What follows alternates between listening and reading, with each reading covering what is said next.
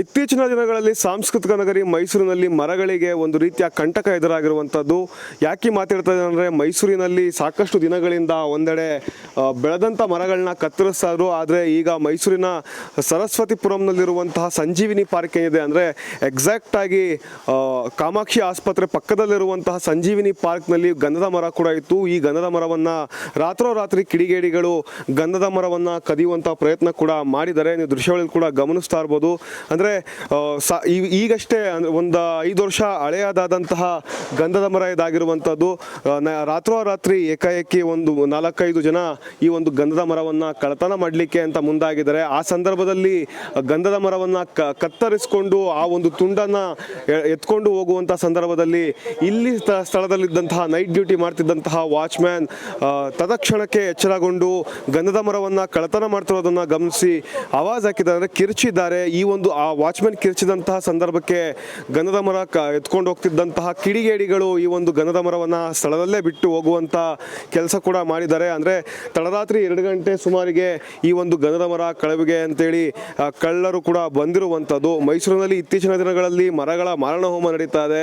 ಪ್ರಕೃತಿಗೆ ಹತ್ತಿರವಾಗಿರುವಂತಹ ಮೈಸೂರಿನಲ್ಲಿ ಈ ರೀತಿಯಾದಂತಹ ಘಟನೆಗಳು ನಡೆದಿರೋದು ನಿಜಕ್ಕೂ ಕೂಡ ವಿಷಾದನೀಯ ಸಂಗತಿಯನ್ನು ಈ ಬಗ್ಗೆ ಮಾತಾಡಲಿಕ್ಕೆ ನನ್ನೊಟ್ಟಿಗೆ ಸ್ಥಳೀಯ ವಾಚ್ಮನ್ ಇದ್ದಾರೆ, ಅವ್ರನ್ನ ಮಾತಾಡಿಸ್ತೇನೆ. ಸರ್, ಎಷ್ಟು ಗಂಟೆಲಿ ಈ ಒಂದು ಘಟನೆ ಆಯಿತು ಸರ್? ಇದು ಒಂದು 2 ಗಂಟೆಯಲ್ಲಿ ಅಂದರೆ ನಾನು ಬೀಟ್ ಹಾಕ್ಬಿಟ್ಟು ಮನೆ ಕಂದಿದ್ದೆ ಸರ್.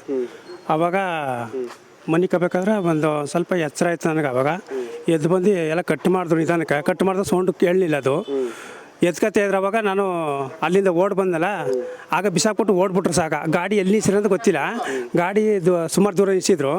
ಆವಾಗ ಓಡ್ ಬಂದಾಗ ಬಿಸಾಕ್ಬಿಟ್ಟು ಓಡ್ಬಿಟ್ರು ಸಾಕಾಗ. ಎಷ್ಟು ಜನ ಇದ್ರು ಮತ್ತೆ ಯಾವ್ದು ಇದ್ರು? ಇನ್ನು ಯಾವ ಕಡೆ ನಿಂತಿರಲ್ಲ ಗೊತ್ತಿಲ್ಲ. ಒಟ್ಟು ಅದಕ್ಕೆ ಹಣ್ಣಿಲ್ಲ. ಒಟ್ಟಲ್ಲಿ ಒಟ್ಟು ಎತ್ಕತ್ತೆ ಇದ್ರೆ ಒಟ್ಟಲ್ಲಿ 2 ಆಳು ಕಟ್ ಮಾಡಿ ಮಡಗಿದ್ರು. ಕಟ್ ಮಾಡಿ ಮಾಡ್ಬೇಕಾದ್ರೆ ಇದನ್ನೂ ಕಟ್ ಮಾಡಿದ್ರು. ಅದು ಆಕಾಶ ಆಗಲಿಲ್ಲ. ಒಟ್ಟಿನಲ್ಲಿ ತಗೋಕೆ ಮಾಡಿದ್ರು ಪ್ರಯತ್ನ ಪಟ್ಟರು. ಅದು ನಾನು ಅಲ್ಲಿಂದ ಬಂದಲ್ಲ, ಆಗ ತಗೋಕೆ ಆಕಾಶ ಆಗಲಿಲ್ಲ. ಆವಾಗ ಓಡ್ಬಂದ್ಬಿಟ್ಟು ನಾನು ಅವಾಗ. ಆಗ ಕೂಕಂದಲ್ಲ, ಯಾರು ಅಂತಂದಲ್ಲ, ಆಗ ಬಿಸಾಕ್ಬಿಟ್ಟು ಓಡ್ಬಿಟ್ರು ಸರ್. ಅವಾಗ ಪಾರ್ಕಲ್ಲಿ ಎಷ್ಟು ಗಂಧದ ಮರಗಳಿವೆ ಸರ್? ಇದೊಂದೇ ಎಲ್ಲೂ ಇಲ್ಲ ಇನ್ನು. ಸುಮಾರು ದಿನ ಆಗೈತೆ ಸರ್. ಇದೊಂದೇ ಪಾರ್ಕ್ ಇರೋದು ಗಂಧದ ಮರ. ಇನ್ನು ಒಳಗಡೆ ಒಂದೂ ಇಲ್ಲ. ಅದಕ್ಕೆ ಮಾಡ್ಕೊಂಡೇ ಮಾಡಿರೋದವರು. ಈ ಹಿಂದೆ ಏನಾದ್ರು ಈ ಥರ ಕದಿಯಂತ ಪ್ರಯತ್ನ ಮಾಡಿದ್ರ? ಇಲ್ಲ, ಯಾವ ಸಮಸ್ಯೆನೂ ಇತ್ತಿಲ್ಲ, ಯಾವುದು ಇತ್ತಿಲ್ಲ. ಮೊದಲು ಅದು ನೋಡಿ ಕಟ್ಟಿಂಗ್ ಆಯ್ತಲ್ಲ, ಅದು ಮೊದಲು ಕಟ್ ಮಾಡವ್ರೆ, ಅದು ಆಕಾಶ ಆಗಿಲ್ಲ. ಈ ಸಲ ಆಗಿತ್ತು, ಆದ್ರೆ ಬಿಸಾಕ್ಬಿಟ್ಟು ಹೊಂಟೋಗಿದ್ರು ಓಡ್ ಬಂದಾಗ. ಅದಕ್ಕೆ ಇಲ್ಲಾಂದ್ರೆ ಎತ್ಕೊಂಡು ಹೊಂಟೋಗೋರು. ಅದನ್ನ ಓಡ್ ಬಂದ್ಬಿಟ್ಟಿದೆ ಅಂದ್ರೆ ಓಡ್ ಬಂದದಕ್ಕೆ ಬಿಸಾಕ್ಕೊಂಡು ಹೋಗಿದ್ರು. ಇಲ್ಲಾಂದ್ರೆ ಹಂಗೆ ಅಳ್ಕೊಂಡು ಹೊಂಟೋಗೋರು, ಗಾಡಿ ಮೇಲೆ ಮಡಿಕೊಂಡು ತಗೊಂಡೋಗೋರು ಸರ್. ಸರಿ ಸರ್, ಆಯಿತು.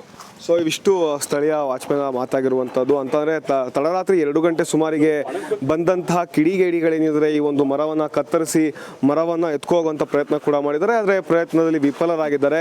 ವಾಚ್ಮ್ಯಾನ ಒಂದು ಸಮಯ ಪ್ರಜ್ಞೆ ಇದೆ. ಈ ಒಂದು ಸಮಯ ಪ್ರಜ್ಞೆಯಿಂದ ಗಂಧದ ಮರವನ್ನು ಉಳಿಸ್ಕೊಳ್ಳುವಂಥ ಪ್ರಯತ್ನ ಆಗಿದೆ. ಆದರೆ ಗಂಧದ ಮರ ಸಂಪೂರ್ಣವಾಗಿ ಕತ್ತರಿಸೋದ್ರಿಂದ ಮುಂದಿನ ದಿನಗಳಲ್ಲಿ ಯಾವ ರೀತಿಯಾದಂಥ ಕ್ರಮ ಕೈಗೊಳ್ತಾರೆ, ಜೊತೆಗೆ ಪೊಲೀಸರು ಈ ಒಂದು ಕಿಡಿಗೇಡಿಗಳನ್ನ ಬಂಧಿಸುವಂಥ ಕೆಲಸ ಕೂಡ ಮಾಡಬೇಕಾಗಿದೆ. ಕ್ಯಾಮ್ರಾ ಪರ್ಸನ್ ಸತೀಶ್ ಜೊತೆ ಚಂದನ್ ಬಲರಾಮ್, ಇಂಡಿಯನ್ ಟಿವಿ, ಮೈಸೂರು.